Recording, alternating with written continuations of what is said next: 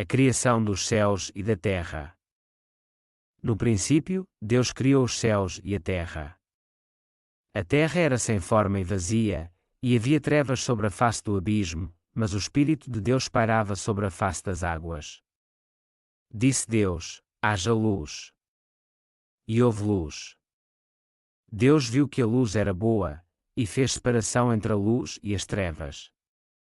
E Deus chamou à luz dia, e às trevas, noite. E foram-se a tarde e a manhã, o primeiro dia. E disse Deus: haja um firmamento no meio das águas, que faça separação entre águas e águas. E Deus fez o firmamento e separou as águas que estavam debaixo do firmamento das que estavam por cima dele. E assim foi. E ao firmamento Deus chamou céu. E foram-se a tarde e a manhã, o segundo dia. E disse Deus: ajuntem-se num só lugar as águas que estão debaixo do céu. E apareça o continente. E assim foi.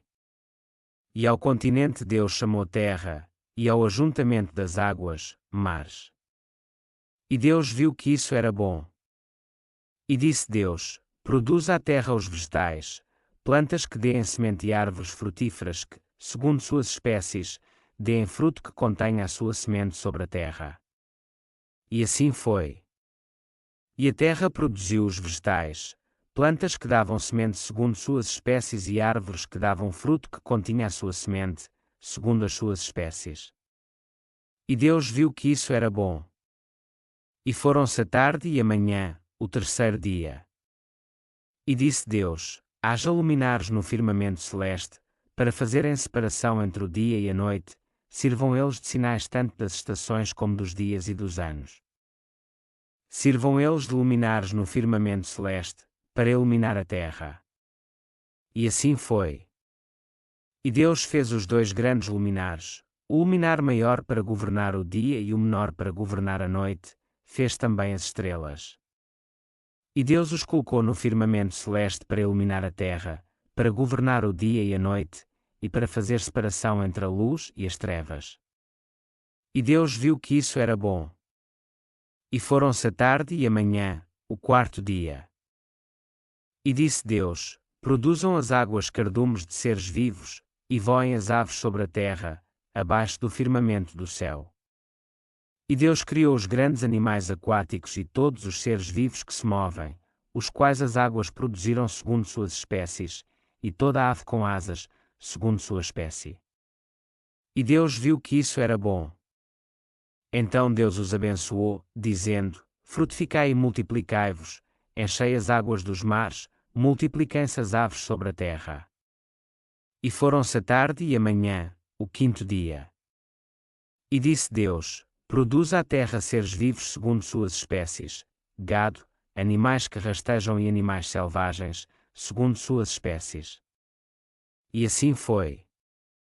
E Deus fez os animais selvagens, segundo suas espécies.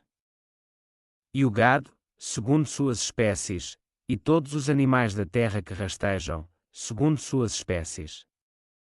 E Deus viu que isso era bom. E disse Deus: façamos o homem à nossa imagem, conforme nossa semelhança, domine ele sobre os peixes do mar, sobre as aves do céu, sobre o gado, sobre os animais selvagens e sobre todo animal rastejante que se arrasta sobre a terra. E Deus criou o homem à sua imagem, à imagem de Deus o criou, homem e mulher os criou. Então Deus os abençoou e lhes disse: frutificai e multiplicai-vos, enchei a terra e sujeitai-a, dominai sobre os peixes do mar, sobre as aves do céu e sobre todos os animais que rastejam sobre a terra. Disse-lhes mais: eu vos dou todos os vegetais que dão semente, os quais se acham sobre a face de toda a terra, bem como todas as árvores em que há fruto que dê semente, eles vos servirão de alimento. E a todos os animais selvagens, a todas as aves do céu e a todo ser vivo que rasteja sobre a terra dou toda a planta verde como alimento. E assim foi. E Deus viu tudo quanto fizera, e era muito bom. E foram-se a tarde e a manhã, o sexto dia. Assim foram concluídos os céus e a terra, com todos os seus elementos. No sétimo dia, Deus já havia completado a obra que fizera. Nesse dia ele descansou de toda a sua obra. E Deus abençoou e santificou o sétimo dia, porque nele descansou de toda a obra que havia criado e feito. A formação do Jardim do Éden. São essas as origens dos céus e da terra, na ocasião em que foram criados. Quando o Senhor Deus fez a terra e os céus, ainda não havia nenhuma planta do campo na terra e nenhuma erva do campo havia brotado, pois o Senhor Deus ainda não havia feito chover sobre a terra, nem havia homem para lavrar a terra.